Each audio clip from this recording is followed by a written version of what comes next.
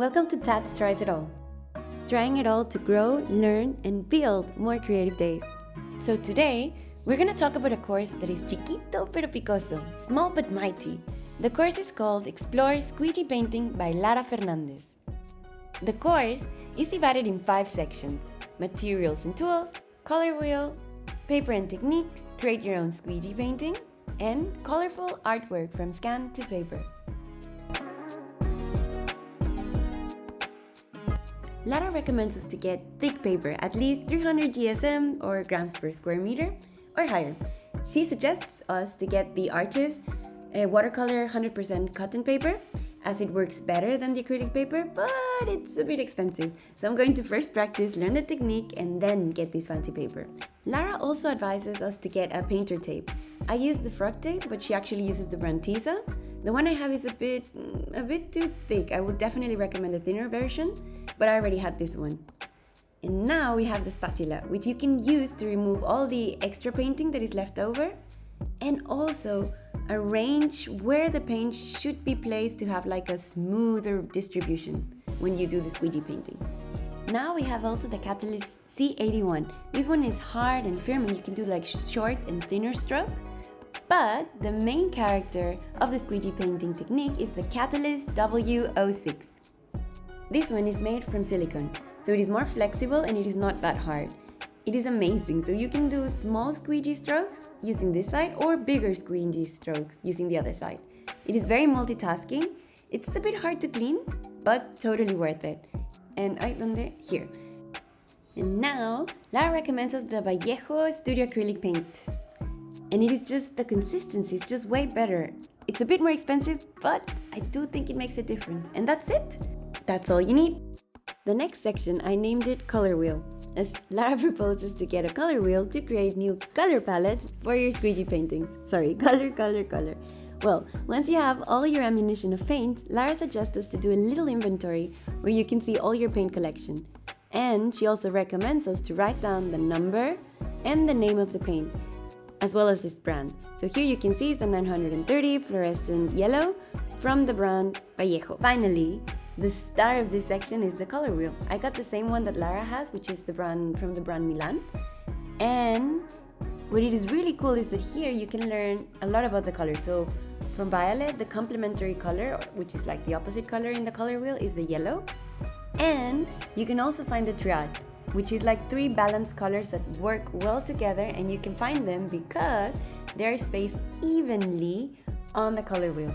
So violet goes with green and orange. You can see here 3 spaces between each other. I'm learning to combine colors in a way I would have not done before. So I think it's a wonderful idea, but if you don't want to buy it and spend the money, you can also play here and be like, okay, so I like how, for example, I want to do a monochromatic palette and use only browns and yellows. Then I remove and check also how do they look better, like which order should I put them. And here I will do a live squeegee painting, hopefully following accordingly some of Lara's teachings. So the first thing is you fix the paper with painter's tape and you try to leave a border in order to frame your painting. Then you put some paint, and I scoop the paint in the catalyst, and then I go down with pressure. I tilt the catalyst and boom. Okay, no, it doesn't always work, so more paint. And here we go, again. Try to put the paint in the correct place, of course, and woo, finally. Pero very important, clean your your catalyst, close the lid. And normally Lara will put the leftovers inside back to the painting, but I actually like to grab all the leftovers and put them on a palette to force myself to paint at the end. Then we go with the next one, woo, on the first go. And now we want to do it to another direction, and yay, it also works. But it doesn't always work, especially when you do those curves. It's super hard to correct them. And okay, so let's see. Okay, it got correct, but it got smudged, and you can totally see that I was fixing it. And we go again, woohoo! Now I'm gonna add more paint because I'm gonna go to a longer distance. And almost. The most satisfying part is to remove the painter's tape, but do it carefully because sometimes Yeah, like you can see here, it does rip a little bit of the paper. And now I'm gonna tell you what I do with the leftover paint and create colorful chaos abstract painting. I first add the paint with the spatula, and then I use the Catalyst C81 and start making small squeegees of paint. Sometimes I do add more paint, and I just go splash, splash, splash, and I just love it because you don't have to be very precise.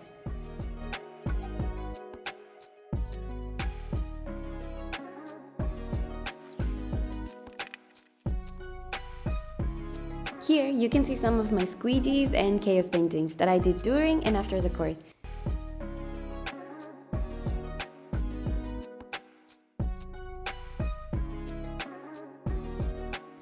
On the last section, colorful artwork from Scan to Paper, Lara explains to us which paper and printers she uses to scan her art, but she does not explain how she corrects the paintings in Photoshop.